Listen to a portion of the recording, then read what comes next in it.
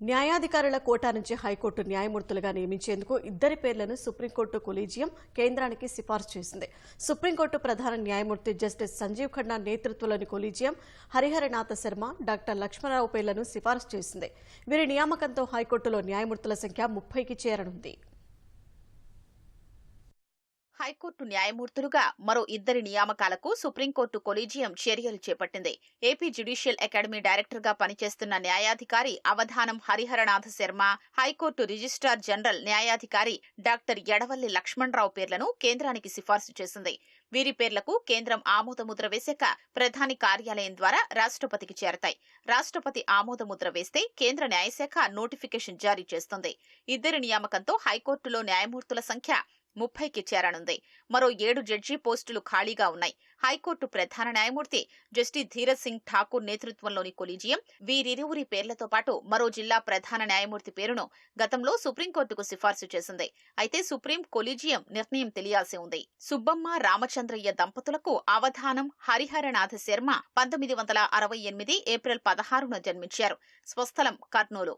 తండ్రి పురోహితుడు. కర్నూలులోని ఉస్మానియా కళాశాలలో హరిహరనాథ శర్మ బీఎస్సీ పూర్తి చేశారు. నెల్లూరు వీఆర్ న్యాయ కళాశాలలో న్యాయశాస్త్రం అభ్యసించారు. 1994లో న్యాయవాదిగా బార్ కౌన్సిల్లో పేరు నమోదు చేసుకున్నారు. కర్నూలు జిల్లా కోర్టులో ప్రాక్టీస్ ప్రారంభించారు. సీనియర్ న్యాయవాది రామకృష్ణారావు వద్ద వృత్తి మెళకువలు నేర్చుకున్నారు.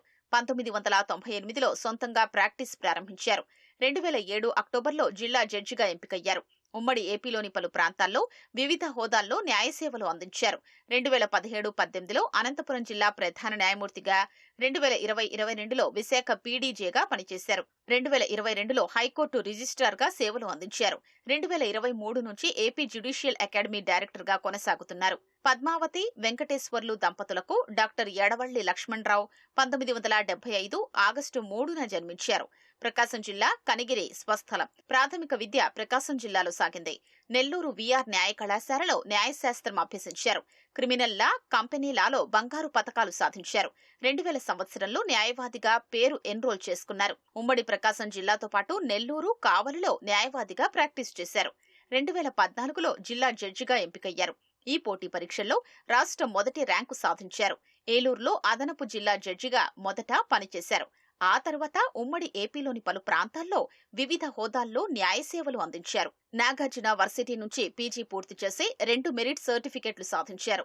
ఏయూ విశ్వవిద్యాలయం నుంచి పీహెచ్డీ పట్టా పొందారు. 2021లో హైకోర్టు రిజిస్ట్రార్గా నియమితులయ్యారు. ఆ తరువాత రిజిస్ట్రార్ జనరల్గా నియమితులై ఆ పోస్టులోనే కొనసాగుతున్నారు.